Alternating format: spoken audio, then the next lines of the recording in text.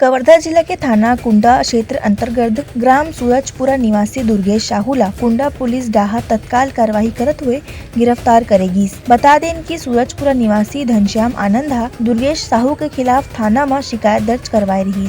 सूरजपुरा निवासी के धर्मगुरु बाबा कबीर दास के संबंध में अपमानजनक टिप्पणी करते हुए गंदी गाली गलौज करते हुए ऐसा व्यवहार करी, जेमा कार्यवाही पुलिस प्रशासन करत ही। थाना कुंडा में सूरजपुरा निवासी घनश्याम आनंद के द्वारा आकर सूचना दी गई थी कि उनके गांव के दुर्गेश साहू के द्वारा इनकी धार्मिक भावनाओं को ठेस पहुंचाने के उद्देश्य से इंस्टाग्राम में गलत टिप्पणी की गई है, जिस पर थाना कुंडा में तुरंत ही अपराध क्रमांक 130/23 295 IPC 3(1) SC/ST एक्ट के तहत अपराध पंजीबद्ध किया गया और 1 घंटे के अंदर आरोपी को गिरफ्तार कर न्यायालय रिमांड में भेजा गया है।